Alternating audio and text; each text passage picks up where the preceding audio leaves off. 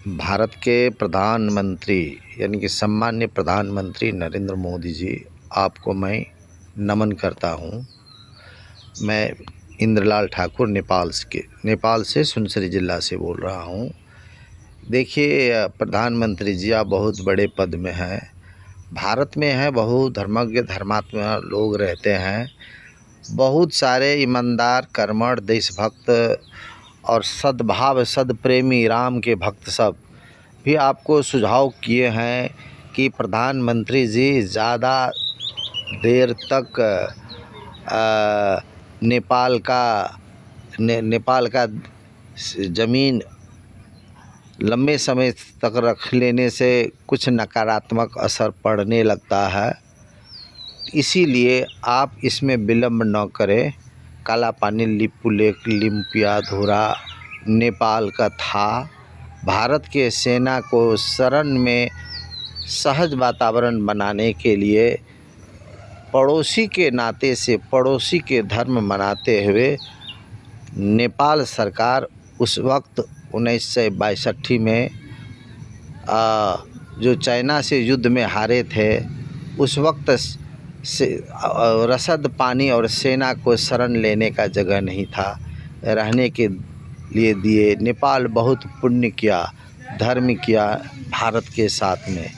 इसीलिए जो शरण दिया है उसका मरण का व्यवहार करना। अयोध्या में जो रामचंद्र भगवान हैं, मंदिर आप बनाए अरबों रुपया के, वह भी आपका कोई भक्ति पूजा स्वीकार नहीं करेगा। तो इसीलिए मैं आपको ध्यान आकर्षण कराता हूँ। नेपाल जितना में भूगोल अगर छोटा है, उसी में आप कूटनीतिक तरीक़ा से घुमा फिरा के छोटा बना देते हैं। ऐसा मत करें। तुलसी के पत्ता आकार में छोटा होता है, लेकिन विष्णु भगवान का प्रिय होता है, लक्ष्मी माता का प्रिय होता है, महत्व ज़्यादा होता है। बड़े बड़े पत्ते और है बाड़ी में, बगीचे में, उसका महत्व नहीं होता। इसीलिए नेपाल आप रीति रिवाज, धर्म, ईमानदारी में आगे है, कर्मठ है, छल कपट नहीं है, उसे नेपाली कहते हैं।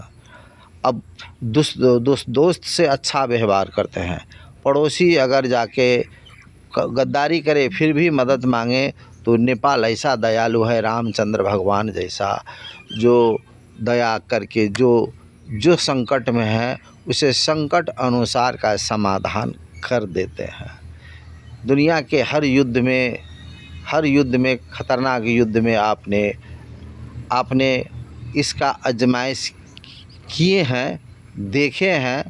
भारत जब खतरा में जब पड़ा है, तब तक नेपाल का गोरखाली वीर सेना अपना लहू बहा के भारत धरती का सुरक्षित बना के रखा है।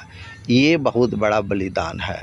इसको आप मजाक मत समझिए। ये नेपाल आपका गुलाम नहीं था, सेना गुलाम नहीं था, आपको दिया, मदद दिया, वो इसका नाजायज़ अर्थ न लगाए।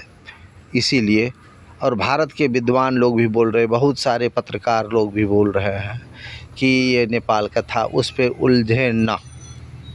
नेपाल त्रेता युग में भी था, द्वापर युग में भी था। द्वापर युग में तो वहाँ पर अयोध्या था, द्वापर युग में हस्तिनापुर था, द्वापर युग में विभिन्न यहाँ पर राष्ट्र सब था, पंचाल था।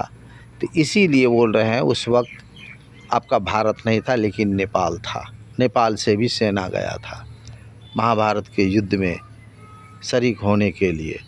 तो इसीलिए आप से मेरा अनुरोध है, भारत के ईमानदार जनता चाहते हैं कि नेपाल का धरती नेपाल को दे दे। इसमें आप कृपा करके विलम्ब न करें। धन्यवाद संपूर्ण भारतवासी को, आपको भी नमस्कार।